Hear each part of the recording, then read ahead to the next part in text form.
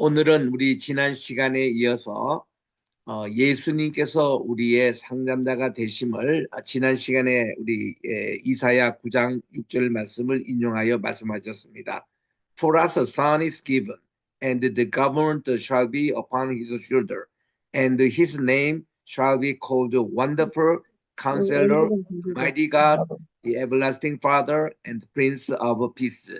이렇게 하나님 께서 이 말씀으로 입어 육신으로 오실 때에 그 예수님 자신이 이렇게 불려졌다는 겁니다. Wonderful, wonder라는 것은 기적이란 말이죠. For, 기적을 행하는 자, 기묘자. 또 counselor, 모사라고 번역하는데 이게 요즘으로 말하면 상담자.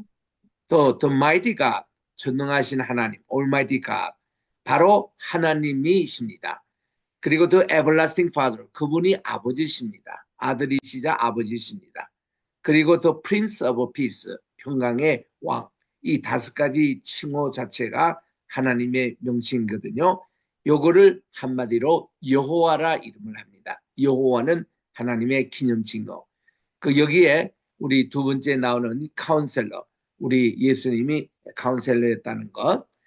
그리고 또 이것도 지난 시간 마지막 화면이었는데 우리 성신님, 성령님께서 파라클레이토스라고 그렇게 얘기합니다.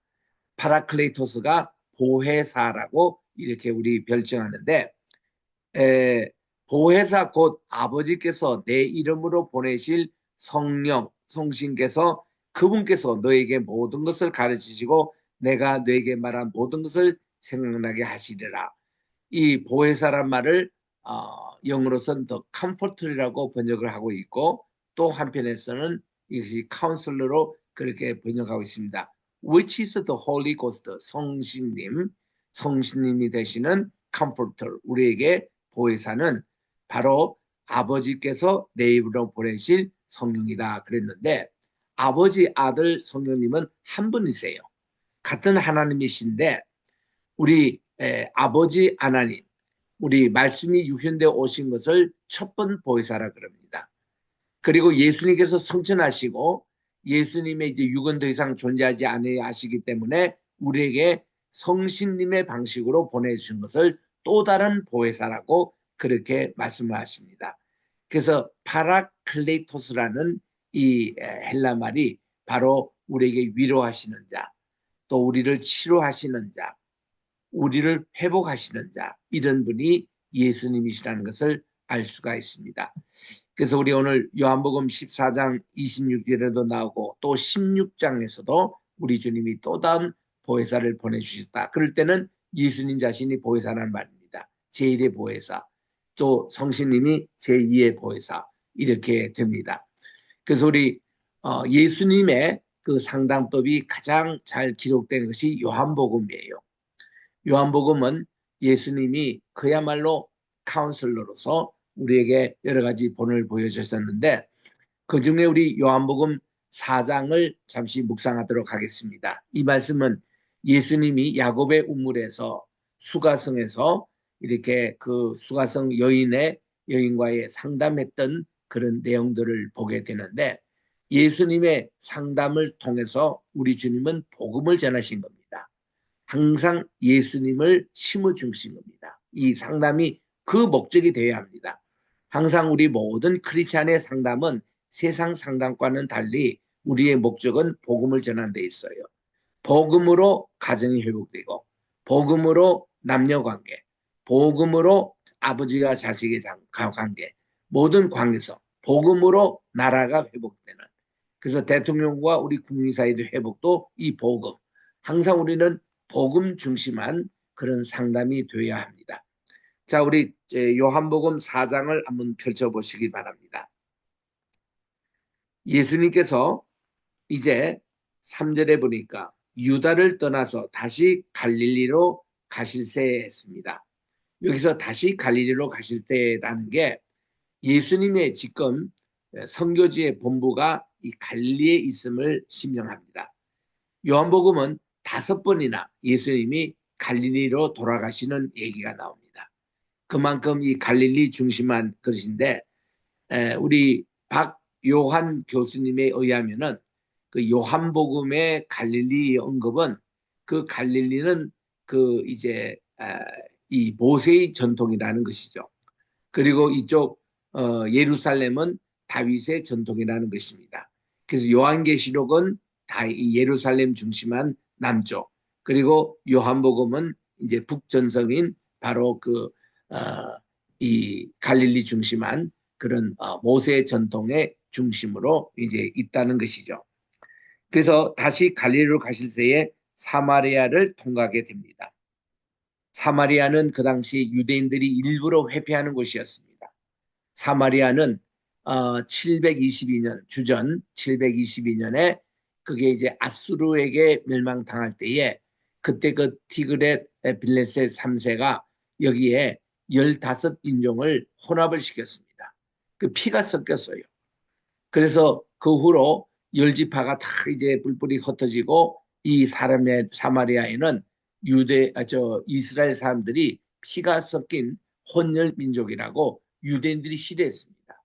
그래서 일부러 사마리아를 그들이 회피해서 예루살렘으로 가곤 했습니다. 그래서 여기에 이제 그들이 이제 다 회피하는 곳에 예수님은 제자들과 함께 지금 예루살렘에서 갈릴리로 가고 계시는 거예요.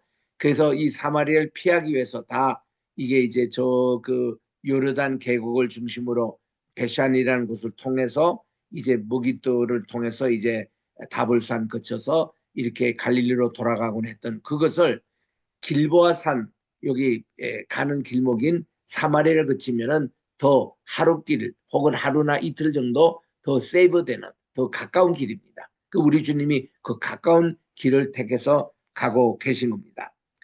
그게 이제 우리 주님은 야곱이 아들 요셉에게 준 야곱의 우물이 있어서 거기에 앉으셨습니다. 예수님께서 길 가시다가 피곤하여 아주 우물 곁에 그대로 앉으셨는데 때가 6시쯤으로 나옵니다. 우리 다른 공간복음서에는 시간 이렇게 나오는 것은 모두 다 플러스 6을 해야 오늘날 우리의 개념이에요. 왜냐하면은 그 당시 이 달력이 율리어스 그런 달력이 있고 그레고리 달력이 있습니다. 지금 우리가 쓰는 로마식의 이 달력은 이 그레고리식의 달력이에요. 그게 오늘날 우리하고 같은 개념입니다. 공관복음에서는 마태, 마가, 누가 이 복음서가 쓰여질 때는 다 그때가 AD 60년에서 80년 사이에 쓰여진 그런 책입니다. 그때는 유대인들의 시간을 그들이 따랐던 때였습니다. 근데 요한복음을 쓸 때는 AD 90년부터는 그들이 이제 그레고리 이역을 썼어요. 오늘날 우리가 쓰는 그런 개념으로. 그래서 거기서 말하는 6시 하면 우리 개념의 6시예요. 지금 여기서는 저녁 6시가 된 거예요. 커피 브레이크라는 거기에 이제 보면은 그거는 이제 이게 우리 성경 공부도 보면 연역법식 성경 공부가 있고 이게 이제 연역법 반대가 되는 귀납법적인 성경 공부가 있거든요. 이 귀납법적인 성경 공부가 많이 지금 퍼져 있습니다. 이거는 언론 보면은 굉장히 과학적이고 또 현대 감각이 많이 있고 또 이게 상당히 설득이 있는 성경 공부여서 프리셉이라든지 또 제자 훈련이라든지 또 커피 브레이커 같은 이쪽에서 거의 다 주관 이게 귀납법칙을 사용합니다. 심지어 우리 소망교회를 담임했던 곽아무개 목사님도 설교학을 강의하면서 여러분 설교는 귀납법적인 설교에 됩니다. 이렇게 주장하곤 해서 그게 한국교회에 많이 퍼졌습니다. 그런데 저는 다른 견해를 갖고 있습니다. 성경을 연구해 보면은 모든 게 연역법이 맞는 것이지 귀납법이 맞는 게 아니에요. 연역법은 어떤 것입니까? 하나님은 사랑이십니다. 그러므로 하나님이 이렇게 우리를 먹여주시고 우리를 길러주시고 이렇게 해서 이게 결론부터 딱 얘기하는 겁니다. 하나님은 사랑이십니다. 우리 하나님은 모든 천지만물을 지으신 분이시고 다 이렇게 해서 이 선언부터 하고 쭉 나오는 거 있죠. 태초에 하나님이 천지를 창조하신다. 우리 성경에 나오는 게 모든 그런 게 연역법이에요. 왜냐하면 하고 이제 설명이 들어갑니다. 그렇죠? 이게 연역법이에요. 근데 귀납법이라는 건 뭔가 하니 인본주의가 거기에 바탕이 되어 있습니다. 인본주의가 바탕이 돼서 이것저것 다 관찰해 보니까 그러므로 마지막의 결론이 하나님은 사랑이시다. 이렇게 나오는 거예요. 그러니까 귀납법에서는 질문을 자꾸 던집니다. 질문을 던질 때 여기에 많이 신본주의에 벗어난 인본주의적인 그런 질문이 참 많이 있습니다. 커피 브레이크도 보면은 이 본문을 가지고 이렇게 합니다. 왜 예수님은 이 낮 12시에 왔습니까? 거기 커피 브레이크도 이 시간 개념이 요한복음은 공간복음과 같이 플러스 6을 내서 6시라니까 6시 더하기 6 하면은 12시. 그래서 정오에 우리 주님이 여기에 오셨는데 이 정오는 이 우물에 잘 오지 않는 그 시간에 왔다. 이렇게 이제 가르칩니다. 또 그렇게 목사님도 많이 설교를 해왔어요. 근데 그건 다르거든요. 요한복음은 몰라서 그렇습니다. 요한복음의 시대 배경이 여기에 이때는 이게 그 달력을 우리 시간으로 지금 우리가 아는 그 시간으로 왔습니다. 여기서 12시 하면 우리와 같은 12시예요. 요한복음에서. 그래서 이게 뭐 그리고 또한 이 커피벨스에 이런 질문합니다. 왜 예수는 그런 질문했죠? 여인은 왜 그렇게 대답했죠? 이런 식으로 각주의 질문법으로 이렇게 이제 꺼내서 그러므로 이렇게 나오는 거예요. 맨 마지막 결론을 이렇게 내는 겁니다. 귀납법적인 사고방식. 그리고 귀납법적인 그런 변증법도 그런 식으로 나가요. 이렇게 모든 거 관찰해보니 다 해보니 이렇더라라는 그런 결론입니다. 과학적인 사고를 가진 사람은 굉장히 먹혀 들어가는 방식이에요. 그런데 성경의 본래 원리하고는 좀 벗어납니다. 우리 성경은 선언부터 하는 거예요. 하나님 창조자십니다. 그리고 쭉쭉쭉 이렇게 설명이 들어가는 거지. 이거 다 보니까 그러므로 하나님이 창조자십니다. 이런 방법을 지향하는 거예요. 많은 인본주의적인 그런 생각이 들어가기 때문에 그렇습니다. 우리 설교도 마찬가지예요. 설교도 선언이지 그것이 나는 이렇게 생각합니다. 그래서 이렇게 이것이 이런 결론이 나옵니다. 이거 설교가 아니에요. 설교는 선언이에요. 그래서 하나님 말씀 그냥 대언하는 겁니다. 이 대언하는 게 설교지 거기에 무슨 뭐 사상이 들어가고 자기 생각이 들어가고 이거 아니거든요. 그래서 우리는 성경을 연역법적으로 우리가 읽자. 그래서 여기 있는 대로 저렇게 12시에 우리 주님께서 계신 게 아니고 저녁 6시가 된 거예요. 우리 주님은 이제 저 남쪽에서 북쪽으로 지금 올라가고 계시던데 지금 여기 사마리아에 도착하실 때에 저녁 시간이 된 겁니다. 배가 고픕니다. 피곤합니다. 그래서 우리 주님은 제자들을 이 사마리아 도성에 이제 저녁 식사 그 거리로 이제 그 사도록 하고 보내신 거예요. 이것도 참 흔치 않은 일이죠. 유대인들이 사마리아 마을에서 쇼핑한다? 참 있을 수 없는 얘기입니다. 근데 우리 주님 그 모든 깨뜨리시고 사마리아에게 복음을 심으러 오신 거예요. 그런데 거기에 한 사마리아 여자가 물을 기르러 왔습니다. 여러분 누가 먼저 왔죠? 여기에 예수님이 먼저 와서 기다리고 계시는 겁니다. 이게 중요한 거예요. 그래서 이 여인이 지금 우물가에 물 기르러 왔지만 지금 예수님께로 가까이 오고 있는 거예요. 예수님이 오신 겁니다. 그래서 우리는 이 말씀을 해석할 때도 사마리아의 뭐 성에 이제 우리 주님이 오신 목적이 복음 전하는 목적이고 이 예수님이 이 여인을 만나러 오셨고 이 여인에게 그녀가 평생 풀 수 없는 신앙의 문제를 해결해 주셨다는 이런 관점에서 지금 우리가 보는 거예요. 그리고 그 모든 것이 상담법입니다. 예수님 질문과 또 여인의 질문과 답변과 이런 걸 통해서 이 여인은 점점 자기의 내면의 세계를 체크하게 되고 예수님은 그에게 점점 그 한 유대인 청년에서 또 이제 랍비라는 그런 이제 그 생각을 하게 하고 그리고 이 여인이 점점 예수님의 말씀을 들어보니까 이분이 선지자 같다고 대답을 했고 그리고 이분이 선지자에서 우리 주님이 영원히 목마르지 않는 물을 제공하시니까 그때 우리 메시아가 오시면 모든 것을 우리에게 생각이 나겠다. 내가 그러라. 그 이 여인은 예수님을 메시아로 고백한 거예요. 그 메시아로 이 동네 가서 사람들에게 초청한 겁니다. 그런 사람들이 다 몰려온 거죠. 그 이런 내용들을 우리가 보거든요. 그때 이 여인이 다가왔습니다. 그래서 예수님이 사마리아 여인에게 온 것이 아니라 예수님이 이 말에 먼저 와셨다는 거. 그리고 우리 주님은 그렇게 늘 먼저 오시는 겁니다. 잠깐만요.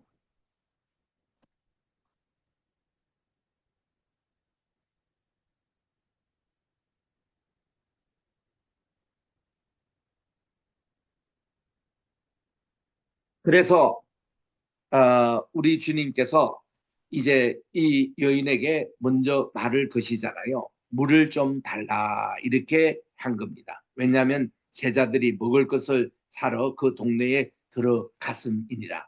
자, 여러분 이제 오늘은 기독교 상담학 시간이기 때문에 상담의 관점에서 봅니다. 상담자와 내담자가 옵니다. 지금 이 여인은 내담자로 지금 우리 주님은 그렇게 취급하신 거예요. 제일 먼저 첫 마디 참 중요합니다. 이거는 대화의 어떤 소재를 만들기 위한 그런 것인데 이 대화에서 물에 대한 것을 주제로 지금 겁니다. 이게 우리 물에 이제 곧 보겠지만 우리가 마실 수 없는 물이 있고 마실 물이 있고 마셔도 아주 우리 생명에 꼭 소중한 물이 있고 영원히 목마르지 않는 물이 있는 거예요. 이 물의 주제로 지금 우리 주님이 상담을 하십니다. 그러니까 우리는 어떤 문제가 딱 있을 때에 지금 이 여인이 왜 왔겠습니까? 가장 중요한 것은 물이었습니다. 물 기르러 온 거예요. 그러니까 우리 주님은 물을 소재로 이제 얘기를 풀어나갔습니다. 그래서 이게 요한복음 전체에 보면 이 사장이 얼마나 중요하냐면은 요한복음 전체가 영생수가 주제예요. 영원히 목마르지 않은 물이 주제가 되고 있습니다. 1장에 보세요. 우리 주님께서 베드로와 안드레 제자를 삼으실 때에 이 베드로를 우리가 전도하면서 너는 개바라 그러고 그에게 그야말로 세례 우리 그 당시 침례를 받았던 시절인데 그 침례하면서 그 물의 주제입니다. 2장에도 가보면 우리 주님이 가나의 물을 가지고 영생수로 만드신 거예요. 포도주로 만들었다기보다도 영생수를 만듭니다. 3장에서도 니고데모에 오실 때에 물과 성령으로 거듭나야만이 하나님 나라에 들어갈 수 있다고. 그 물의 주제가 영생수거든요. 4장에 여기도 영생수 이제 곧 얘기합니다. 5장에 가니까 베데스다 목가가 물 주제입니다. 거기서 우리 주님은 영생수를 이 38년 된 황자에게 주니 그가 벌떡 일어나서 침대천을 들고 집으로 갑니다. 6장에도 우리 주님이 오병이어를 행하셨습니다. 그리고 우리 주님이 내가 생명의 떡이다. 그리고 생명의 물이라고 주님이 소개합니다. 7장에도 37절에 초막절 마지막 날에 우리 주님께서 목마른 자는 다 내게 와서 내 배에서 흐르는 생수의 강을 마시라고 그렇게 초청하십니다. 8장에 보면은 가나바다 현장에서 잡힌 요인이 왔는데 다들 돌 놓고 다 도망갔습니다. 죄 없는 자가 먼저 돌을 쳐라. 그때 우리 주님이 다들 없느냐? 네, 다 없습니다. 이때 우리 주님은 이 여인에게 생명의 술을 공급하십니다. 그러면서 뭐라고 마시나니 내가 바로 생명의 빛이라고 말씀하셨습니다. 누구든지 나를 따라오거든 어둠에 더 이상 다니지 않고 생명의 빛을 얻겠다. 이 여인이 그거를 얻었어요.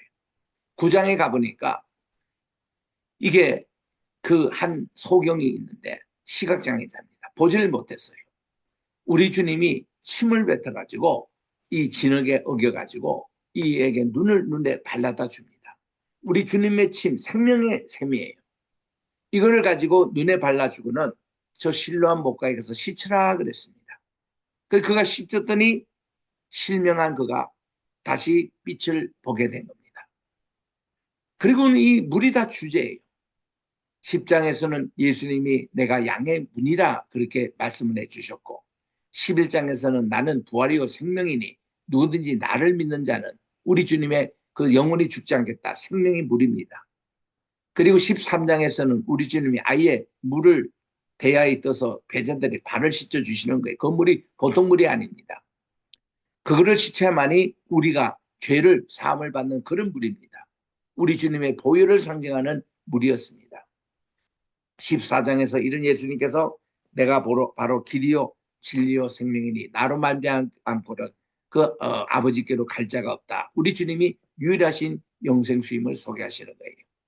15장에서 우리 주님은 선한 목자로 우리에게 다가오십니다. 그래서 우리 주님이 우리에게 정말 선한 목자는 양들을 위해서 자기 목숨을 버린다는 이 내용을 가르쳐 주신 거예요. 16장에서 우리 주님이 보혜사 또 다른 보혜사로 하시면서 주님은 진리의 영으로 오신 것을 말씀을 합니다. 그리고 17장에서 바로 이 진리로 우리를 거룩하게 해주시는 17장 그 17절에 나오는데, 그리고는 우리로 하나가 되게 해달라. 역시 영생수가 주제가 되고 있습니다. 그래서 우리 주님의 십자가 상의 사건 19장에서 다 이루었다. 우리 주님 뭘로 이루셨습니까? 우리 주님의 보혈로 우리의 죄의 모든 짐을 다 주님이 짊어지셨다고 선언하십니다. 그래서 이 요한복음이 전체가 영생수가 이게 주제가 되고 있는 거예요. 그래서 20장에 보니 도마가 나의 주시오 나의 하나님이시라 최고의 고백을 하게 했고, 21장에서는 그 갈릴리 바다에서 정말 153마리의 물고기를 잡은, 그것도 영생수를 상징하는 것이죠.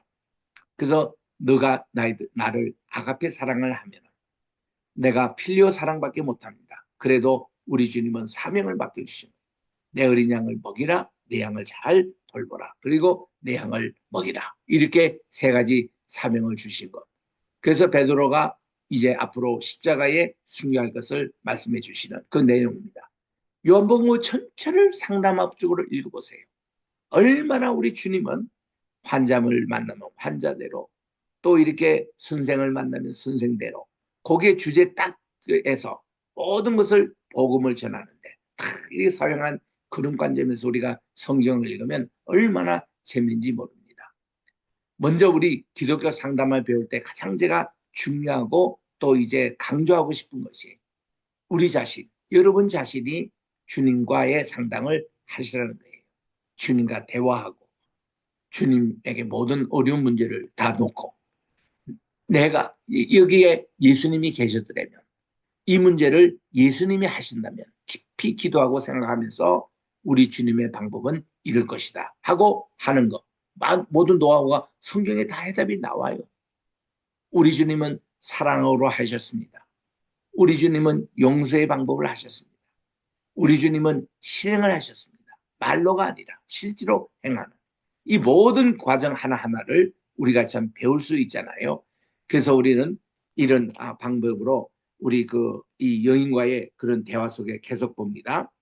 9절에 보니까 사마리아 여인이 이렇게 의아하게 질문합니다. 아니, 당신은 유대인으로서 어찌 사마리아 여자인 나에게 물을 달라 합니까? 그렇게 물었습니다.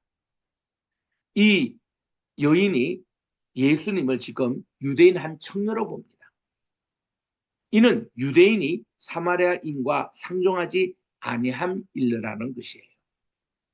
그러니까 이것 때문에 이 여인은 참 의아하게 생각합니다. 왜냐하면 이 여인이 일생 동안 유대인이 자기에게 말을 걸어본 것은 처음인 것 같아요. 자기뿐만 아니라 모든 사마리아인들이 그렇게 생각할 때였습니다. 그래서 이제 이때는 예수님을 한 청년으로 이렇게 봅니다. 유대인 청년으로.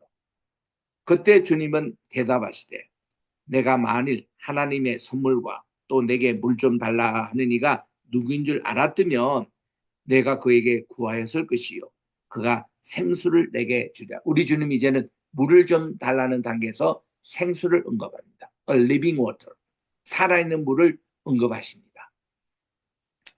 그러니까 우리 주님의 답변하는 것과 또 이인의 대답하는 것에 대해서 절대로 무시하지 말고 이 여인의 말을 받아서 그 다음 단계로 이렇게 깊이 들어가는 거예요. 물에 깊이 들어갑니다. 우리 에스겔 47장에 보니 성전에서나 나오는 물이 말이죠. 처음에는 발목 정도 적십니다. 그 다음 무릎 정도 옵니다. 그 다음 허리 정도 옵니다. 그 다음은 헤엄을 쳐야만이 건널 수 있는 큰 강으로 이게 점점 물이 불어나는 것이죠. 은혜의 강수가 그렇거든요. 우리 주님을 만난 경험이 그렇게 점점 이렇게 도수가 더합니다. 그런 체험을 오늘 또 이렇게 요한복음 4장에서 우리가 체험할 수 있는 거예요. 다시 설명합니다. 우리가 목회 상담을 한다, 일반 상담을 한다, 상담하기 전에 내가 먼저 상담을 받아야 합니다. 내가 건강해야 돼요. 내가 그것을 본을 버려서 실천할 수 있는 자가 돼야 합니다. 그런 애에서 제가 꼭 이런 예언을 들잖아요. 한 달 전에 인도에도 갔다 왔습니다만 인도에서 참 가장 존경하는 인물 가운데 하나가 마하트마 간디입니다. 마하트마라는 것은 그 사람들이 존경하는 사람을 사두라고 그래요. 사두는 브라만 계층에서 상당히 존경받는 스승을 사두라고 그래요. 사두 다음으로 아주 위대한 사두를 마하트마라고 이렇게 해요. 그래서 이 간디를 이 마하트마라고 불릴 만큼 그들은 존경을 합니다. 그분은요, 그저 평생 힌두인으로 살았습니다. 자기가 영국 유학할 때에 너무 복음서를 통해서, 특별히 마태복음 5장, 6장, 7장을 통해서 참 은혜를 많이 받았습니다. 그래서 그는 정말 산상수훈을 통해서 그리스도인이 자기는 됐어요. 근데 교회 갔습니다. 교회 갔더니 그 당시 영국 교회가 유색인종, 까마짭짭한 그 간디가 예배 보내는 것을 허용하지 않았습니다. 그래서 교회에서 쫓겨났어요. 그래서 그는 세상에 처음 가봤던 교회에 쫓겨났습니다. 그 이후로 그는 일행 얘기해서 다시는 교회를 안 갔지요. 정말 자기는 예수님을 좋아한다. 그러나 그리스도인들은 좋아하지 않는다. 그런 유명한 말을 남깁니다. 하여튼 그런 분이었어요. 이 존경받는 인도 간디 선생님에게 한 엄마가 애를 찾아 데리고 옵니다. 그래서 부탁을 해요. 선생님이 이 아이가 너무 단 거를 좋아하는데 단 거 먹지 말라고 한마디만 해주세요. 그러면 이 아이가 아마 그칠 겁니다. 그랬더니 그 간디 선생님이 웃으시면서 아이고 그러시냐고 한 주일 후에 오시면 안 되냐고 물었습니다. 아이고 한 주일 후에 오겠습니다. 약속을 하고 헤어졌습니다. 한 주에 다시 데려온 거예요. 이 아주머니가. 그랬더니 선생님이 이 아이의 머리를 쓰다듬으면서 얘야 단 거 다시는 먹지 말거라 하고 교훈을 하더랍니다.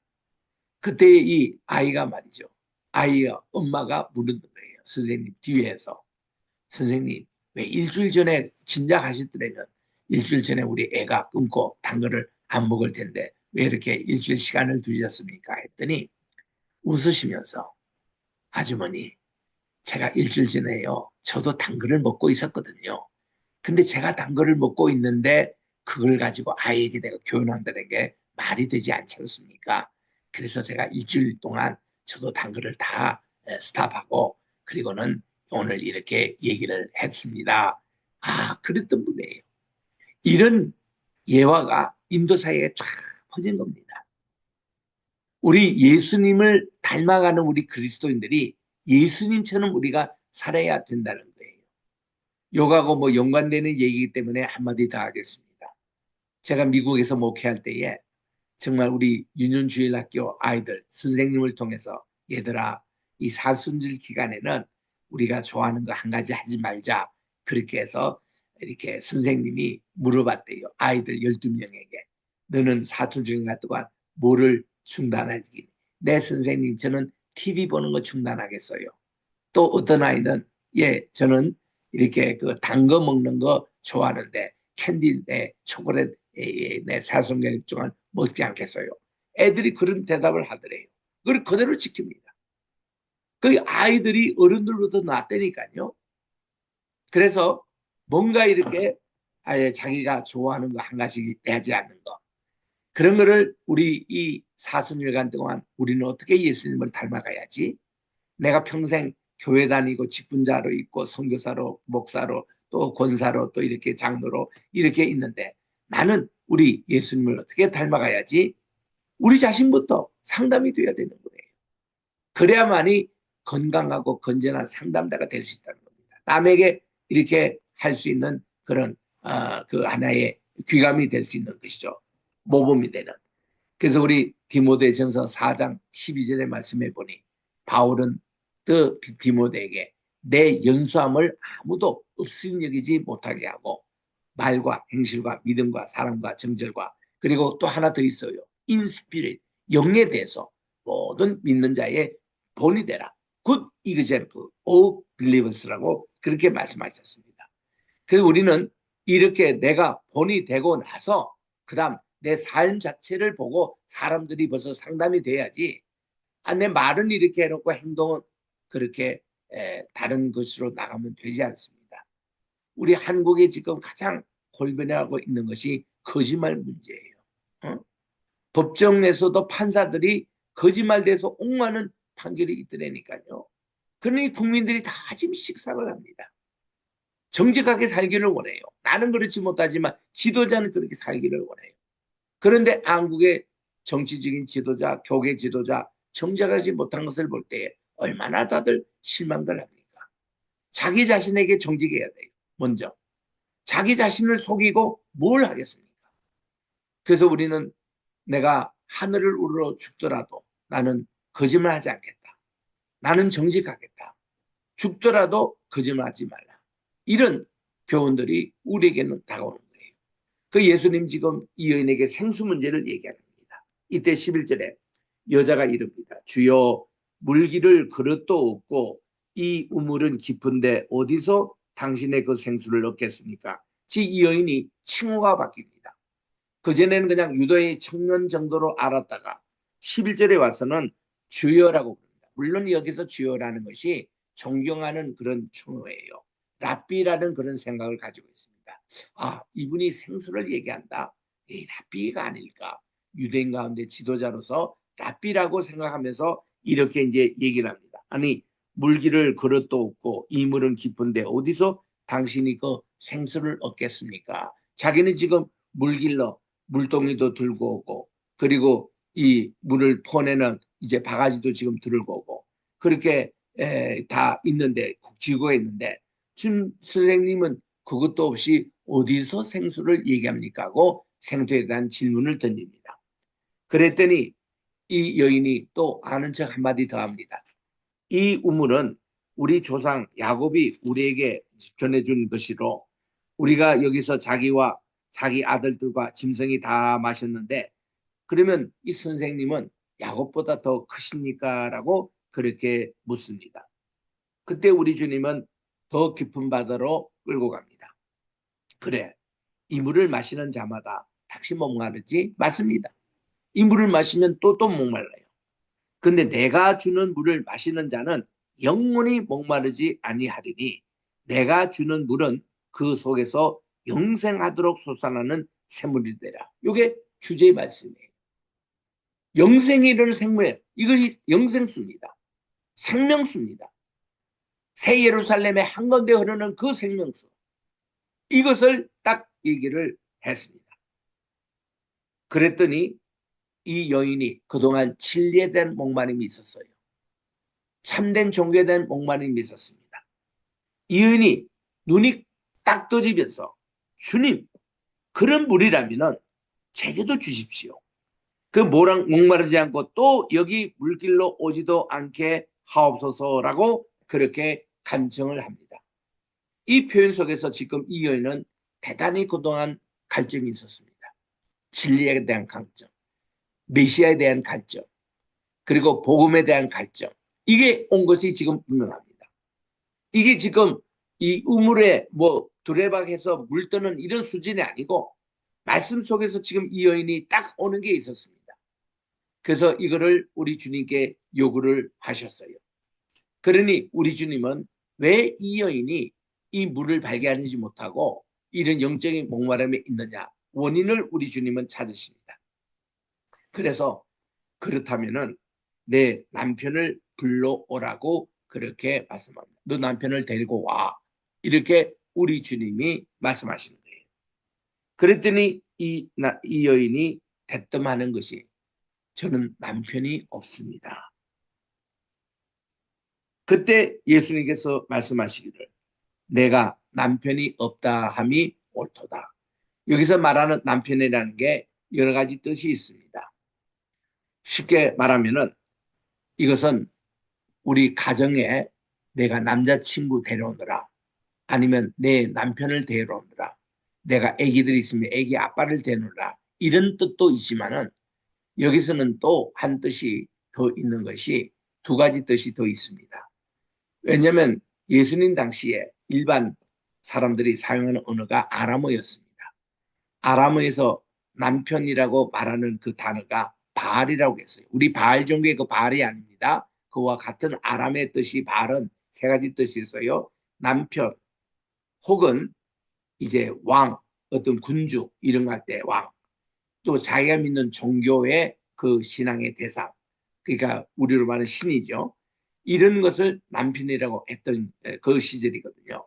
그 내가 남편을 불러라 하는 것은 내 종교가 뭐냐, 내가 추구하는 참된 진리가 뭐냐, 내가 지금까지 뭘로 너가 추구하고 살아왔느냐, 이런 것이 함께 포함된 그런 용어였습니다. 근데 이 여인은 없다라는 것은 아직 제가 그런 남편을 못 만났습니다. 아직도 제가 그런 진리를 못 만났습니다. 아직도 제가 그런 종교를 못 만났습니다. 이런 의미였습니다. 그때 우리 주님이 그래 네가 못 찾았다는 게 옳도다. 그러면서 18절에 그의 과거 얘기를 합니다. 너에게 남편 5이 있었고 지금 있는 자도 내 남편이 아니니 내 말이 참되도다, 이렇게 합니다. 이거를 액면 그대로 해석해 버리면은 이 여인이 참 5 남편이나 갈아친, 쉽게 말하면 이혼도 5번 하고 지금도 살고 있는 남편이 정식 결혼하지 않고 그냥 있는 것이다, 이렇게 이제 생각합니다. 제가 그 라스베가스에 그게 우리 한인교회가 몇 개가 있어요. 한 30개가 있는데 그중에 내 친구 강준수 목사님이 목회하는 교회도 있습니다. 지금은 은퇴했지만. 그리고는 그 전에 또 다른 우리 교단 교회 거기 있는데 라스베가스에서 갈 때마다 그 목회자들이 꼭 얘기합니다. 제발 요한복음 4장 본문 말씀으로 설교하지 말아주세요. 이거를 부탁을 받습니다. 왜 그렇습니까? 물어보면 미국의 라스베가스는 이혼을 가장 많이 하고 또 이렇게 가장 많이 이렇게 재혼하는 그런 동네라는 거예요. 그래서 대개 사람들 보면 말은 안 해도 3번, 4번 다 그게 있다는 거예요. 그런데 이 본문을 읽을 때마다 그들이 양심에 찔려가지고 뭐 다른 거 다 은혜 받다가도 여기 오면은 머리를 흔들어 버린다는 겁니다. 그래서 정말 이 동네는 이렇게 바르게 성경 말씀을 해석하지 못하면 이런 현상이 있구나. 주님이 지금 하고 있는 여인과의 이 상담 내용이 그런 문제가 아니었거든요. 우리 주님은 내가 그 5 남편이 있지만 지금도 아니라는 게 이게 종교 문제로 해석하는 게 가장 맞는 얘기입니다. 네가 이전에 진리를 찾기 위해서 5 종교를 다 찾아가 봤지만은 거기서 진리를 발견하지 못하고 내가 지금 믿고 있는 사마리아 종교를 봐도 거기서 진리를 찾지 못하는 그런 아쉬움이 있거나 이런 뜻이에요. 이제 그 여인이 바로 이제 그다음 상담하잖아요. 그러니까 없는 것이 사실이다 하고 딱 과거에 그의 모든 신앙의 경력을 다 이렇게 주님이 맞춰버리시니까 깜짝 놀랍니다. 19절에 여자가 이르되 주여 제가 보니 선지자입니다. 이런 자기의 영적인 비밀까지 다 맞춰버리니 이게 대언자입니다. 우리 주님이 선지자입니다. 그때 20절에 보니까 이 여인이 지금 공부하고 알고 싶은 질문을 던지는 거예요. 저들의 조상 이 사마리아 사람들은 이 산에서, 이것은 그림신 산이에요. 그림신 산에서 예배를 하였는데 당신들의 말, 이 유대인들의 말은 예배할 곳이 예루살렘에 있다고 하는데 이제 주님은 선지자 입장에서 어느 산에서 우리가 예배하느냐, 그게 맞냐, 이거 정답을 구하는 것 아니겠습니까? 이게 그가 얘기했던 남편이에요. 종교입니다. 그랬더니 우리 주님이 말씀하시기를 여자여 내 말을 믿으라. 이 산 그림신 산에서도 말고 예루살렘도 말고 너희가 아버지께 예배할 때가 이리라고 했습니다. 지금 이 여인에게는 아직도 진리를 찾지 못하고 복음을 찾지 못했는데 이 복음을 찾는 것은 지리 장소가 아니라 이래요. 쉽게 말하면 여기는 영과 진리 안에 예배를 드려야 이 아버지께 예배 드리는 그걸 하는데 영이라는 이런 예배는 영적인 강한 것은요. 이 사마리아 예배에 가보면은 진리는 없는데 영이 굉장히 강해요. 예루살렘 예배에 가보면은 진리는 강합니다. 근데 영적으로 차가워요. 영적이 아닙니다. 그래서 아버지가 원하는 예배는 영과 진리, 이게 적지우 진리는 예수님이에요. 영은 성령입니다. 성신입니다. 여기 안에 있는 이 예배 장소가 중요한 게 아니라 아버지는 영이시니 예배하는 자가 이런 어디든지 이런 예배를 드리면 그게 맞다는 거예요. 이 여인이 평생 구도자로, 진리의 구도자로 왔던 그 문제가 해결이 되는 순간입니다. 그래서 우리 주님이 21절에 말씀합니다. 여자여 내 말을 믿으라. 이 산에서도 말고 예루살렘에서도 말고 너희가 아버지께 예배할 때가 이르리라. 너희는 알지 못하는 것을 예배하고 우리는 아는 것을 예배하노니 이는 구원이 유대인에게서 남이라고 말씀하십니다. 그리고는 아버지께 예배하는 자들은 in spirit and in truth. 그리고 이게 en pneuma, 이게 영 안에서, 이게 바로 성신입니다. 또 알레테야, en 알레테야, 이 진리 안에서 예수님을 말합니다. 아버지 성부 하나님이세요. 이 삼일째 하나님에게 한 마음으로 예배하는, 이것이 참된 우리의 예배가 되는데, 이런 예배할 때가 오나니 곧 이때라는 게 예수님이 이 땅에 오셨기 때문에 이제부터 이런 예배가 이루어져야 된다는 겁니다. 그러면 아버지께서는 자기에게 이렇게 예배하는 자들을 찾으신다고, 그렇게 예배에 대한 중요한 원리를 알려주십니다. 그래서 하나님은 영이시니 예배하는 자가 성령과 진리로 예배할지니라. 제가 우리 교회에서는 성신님으로 가르치고 있어요. 왜냐하면은 옛날에 우리 성령님으로 저 지금 많은 성령님으로 이렇게 1980년 중반부터 한국교회가 그렇게 갑자기 변화해서 했잖아요. 거진 다 성신님으로 했습니다. 오늘도 우리 본문 말씀이니까 홀리 고스트로 돼 있잖아요. 보혜사가 성신님으로 나옵니다. 왜 그러냐면은 우리가 성령 얘기할 때는요, 아버지도 영이시고 아들도 영이시고 또 성신님도 영이십니다. 그때에 성령할 때 보면은 전체를 통틀어서 얘기할 때 성령님이에요. 그러나 이제 우리 한 분 한 분을 얘기할 때는 성부와 성자와 성신님으로 해야 그 전체에 있는 성령님과 혼돈이 되지 않습니다. 그러면서 하나님은 영이시니 그 말씀이에요. 그래서 이렇게 예배할지니라 그랬더니 이 여인이 영혼이 목마르지 않은 물로 지금 해결이 된 거예요. 고백을 합니다. 가로되 메시아 곧 그리스도께서 오시는 줄을 제가 아노니 그분이 오시면 모든 것을 우리에게 알려줍니다. 보세요. 이 여인도 고백이요. 그분이 오시는 거예요. 재림 예수님이 오시는 겁니다. 예수님이 지금 사마리아로 오신 거예요. 예수님이 지금 수학적 영인으로 오신 겁니다. 우리 주시는 주님은 오시는 거예요. 우리가 천국에 간다? 틀린 말이에요. 천국은 가는 개념입니다. 그거는 불교에서 하는 용어입니다. 저 멀리 있는 하나님이 내가 간다? 그거 아니에요. 온다는 개념입니다. 그래서 우리 주기도문에서는 하늘에 계신 우리 아버지요. 이름이 참 거룩하게 해 주십시오. 그리고 주님의 나라가 오십시오. 이렇게 되는 거예요. Thy kingdom come이에요. Thy kingdom go가 아니고 내가 간다는 개념이 아니고 내가 간다는 것은 인본주의예요. 나라가 오는 게 신본주의입니다. 하나님의 주도권을 가지고 내게 다가오는 거예요. 그 예수님이 내게 오는 겁니다. 지금 이 여인 또 고백이 메시아가 우리에게 오시는 개념이에요. 그래서 우리 재림 예수님에게 지금 우리가 가는 게 아니라 그 예수님 지금 우리에게 지금 오고 계시는 거예요. 이 오고 계시는 주님을 마라나타, 주여 어서 오시옵소서. 어서 가시옵소서가 아니라 어서 내게 오시옵소서. 이게 마라나타입니다. 그래서 우리 이 개념을 꼭 기억하셔야 됩니다. 앞으로 여러분 절대로 내가 천국에 간다는 말 쓰지 마십시오. 천국이 내게 오고 있습니다. 하나님이 내게 오고 계십니다. 주님이 내게 오고 계시는 거예요. 지금 풍랑을 만났던 베드로 그리고 모든 제자들이 아웃을 치고 있는데 예수님이 이 모든 풍랑을 건너서 배로 오고 계시는 거예요. 지지에서 감히 주님이 지금 오고 계시는 겁니다.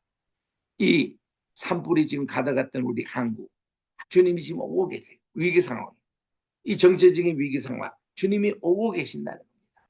이 개념을 우리가 잊지 말자는 거죠.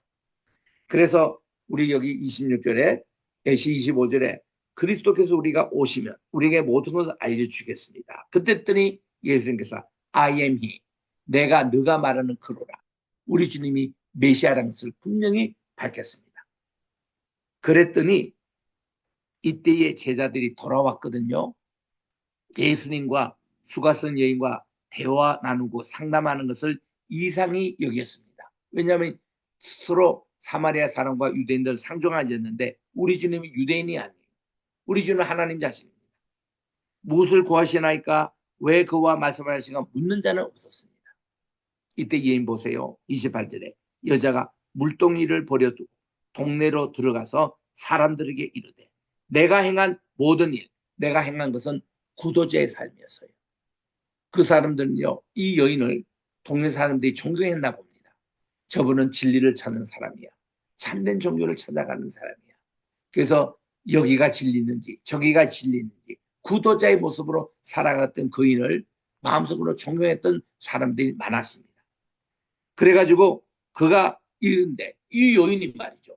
내가 평소 그렇게 발견했던 그 사람을 만났다는 겁니다. 내가 그분이 지금 우리 동네에 와 계신다는 겁니다. 보라, 이가 그리스도 메시아, 한 메시아가 바로 호 크리스토스. 이게 그리스도가 아니냐 이렇게 천장하니까 동사람들이 다 몰려온 겁니다. 수가성 사람들이.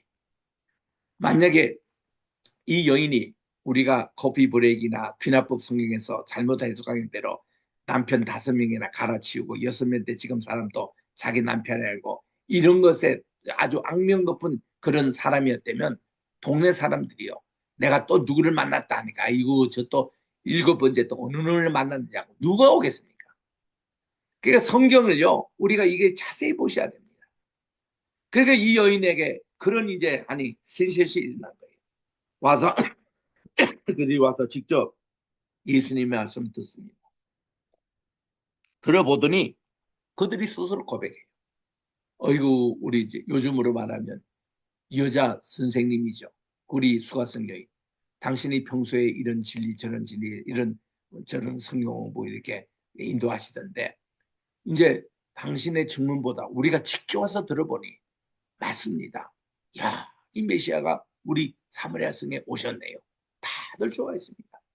그래서 예수님에 대해서 실제로 알아보고 이 복음이 이 사마리아 성에서 먼저 일어난 거예요. 야곱의 우물이 생수의 강으로 지금 변한 겁니다.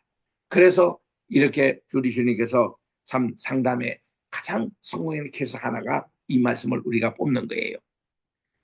그래서 보혜사 진리의 영의 사역에 대해서 요한복음 16장 아까도 제가 말씀대로 내가 너에게 실상을 말하노니 내가 떠나가는 것이 너에게 유익이라. 이것은 인자 성자 예수님으로 인카네이션 이제 공생에 3년 정도 보이면 됐으나 그걸로 충분합니다. 그리고 내가 떠나가지 아니하면 또 다른 보혜사인 성신님께서 우리에게 오시지 않는다는 겁니다.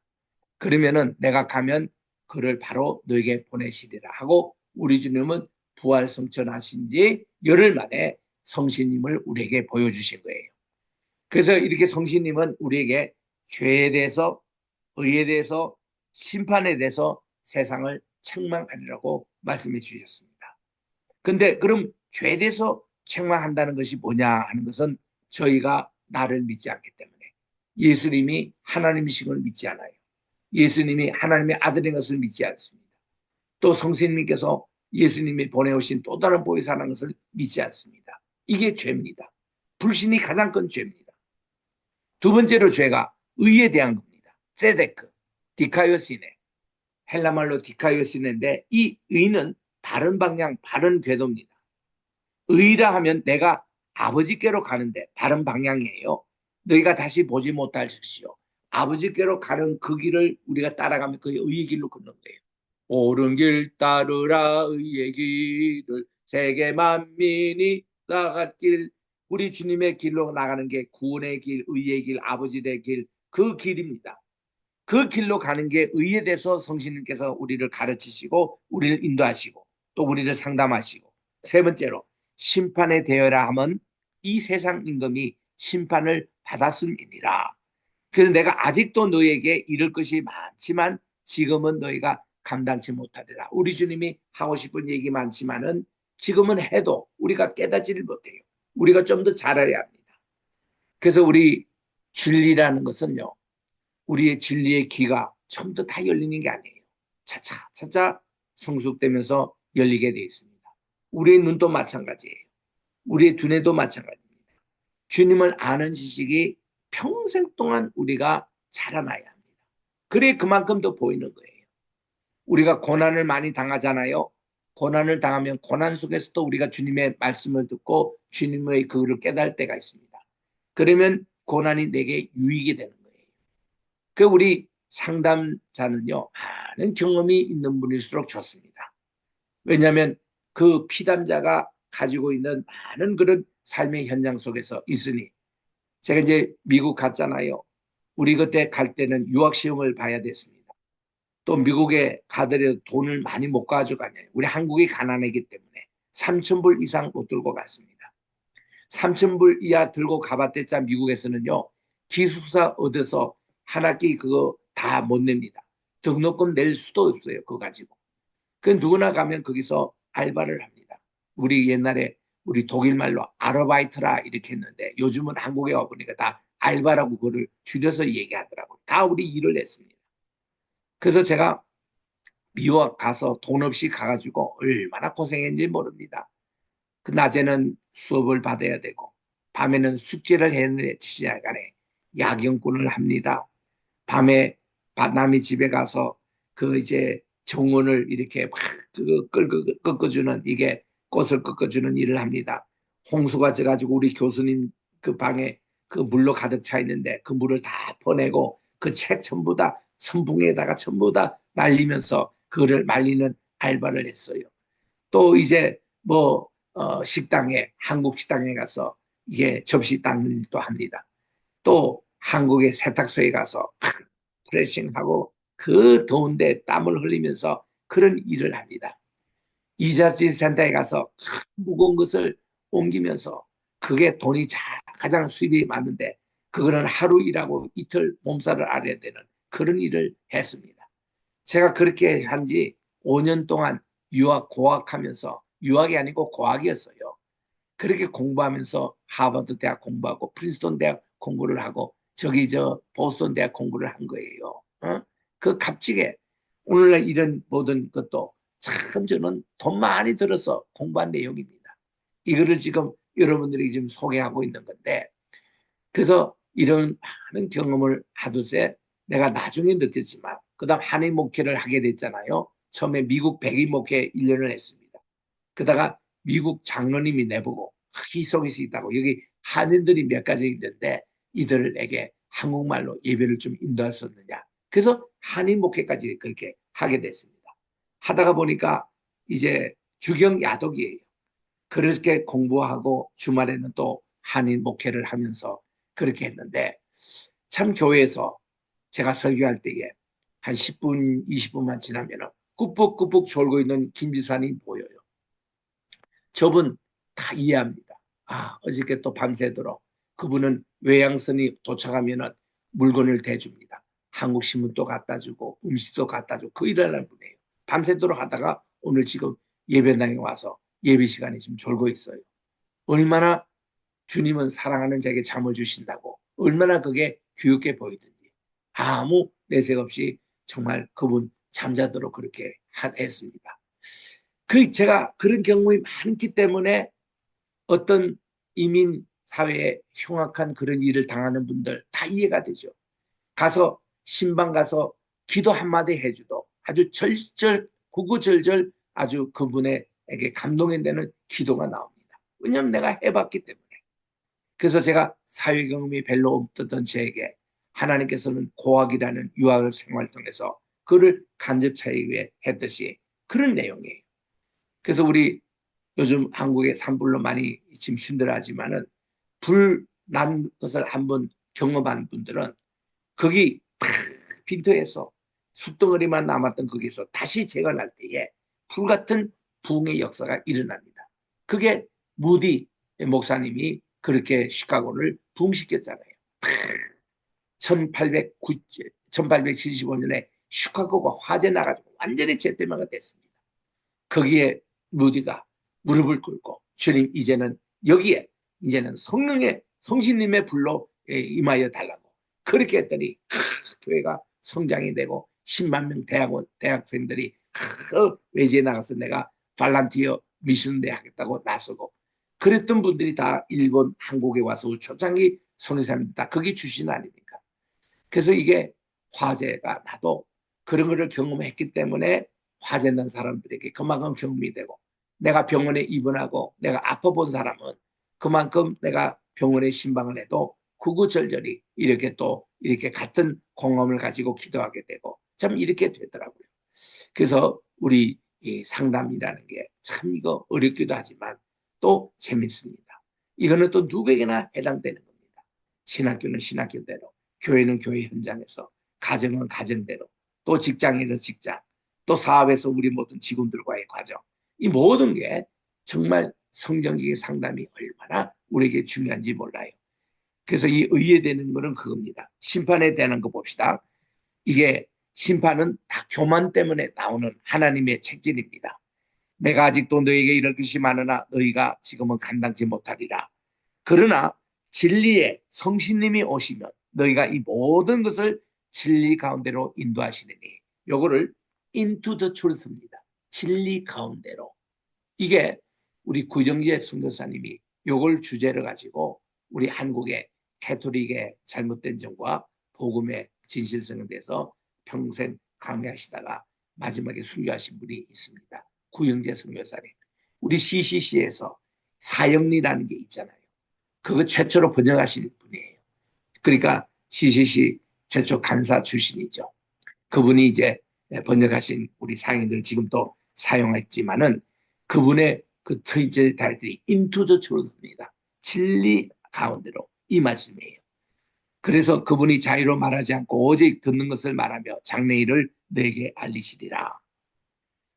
그래서 우리 상담이란 일반적인 용어, 지금부터는 이제 일반 상담에서 얘기하는 것을 이제 불어서 얘기합니다.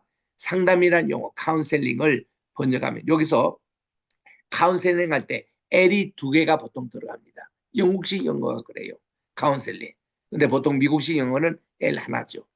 이거를 번역한 것이며, 이 카운셀링이라는 용어는 라틴어의 카운술레, 여기서 나오는데, 스나이더라는 학자에 의하면 이 말은 consider, 또 reflected, 요거 C가 C 있습니다. 조언을 보다 ask counsel, 이런 뜻이 포함되어 있다고 합니다. 즉 상담에는 심사숙고, 문의, 조언 등의 활동이 포함되어 있는 뜻인데, 전문 기능으로서의 상담은 단순히 문의하고 조언을 주는 것 이상이며 독특한 인간관계에 의해서 이루어지는 상담적인 활동이라는 것입니다. 또 굿은 이렇게 정의를 합니다. 교육사전에서 상담은 개인적, 교육적, 직업적인 문제를 개별적으로 돕기 위하여 이와 관련된 모든 사실을 조사하고 분석하여 해결점을 찾는 것으로 이것을 내담자 자신이 스스로 결정할 수 있도록 돕기 위해서 학교나 지역사회의 전문가와 개인 면접을 실시하는 것이다. 우리 학교에도 입학 문의 상담, 또 등록금 상담, 또 학과목 상담, 논문 상담, 많은 상담이 이루어지잖아요. 그래 이런 것으로 상담을 정의합니다. 칼 로저스 하면은 이분은 비지시적인 상담의 대표자입니다.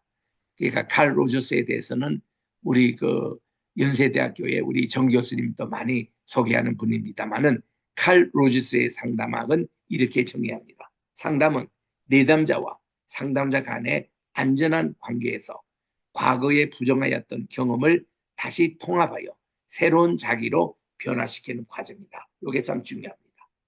이거 상담을 통해서 자기 자신이 먼저 변해야 돼요. 상담자가 먼저 변화하는 과정이고, 그래서 이 로저스는 인간의 자아 개념의 변화를 상담의 중심으로 보았습니다. 내가 먼저 발견해야 돼요. 나의 모습. 그래서 그 변화가 일어날 수 있는 조건은 상담자가 만들어가는 긴장하면 안전한 분위기라고, 그렇게 칼 로저스는 정의를 하고 있습니다. 타일러는 이렇게 정리합니다. 상담은 개인적인 발달이 이루어지도록 현명한 선택을 도와주는 것인데, 즉 타일러는 상담은 인간 발달 과정에서 합리적 선택을 하게 하므로 개인의 발달을 촉진시켜 주시라고 생각을 하고 있습니다. 여기에 대해서 자료는 우리 전영복 교수님의 기독교 상담학 요 교재에 나옵니다. 오늘은 여기까지 강의를 하겠습니다. 혹시 질문 있으면 지난주에 우리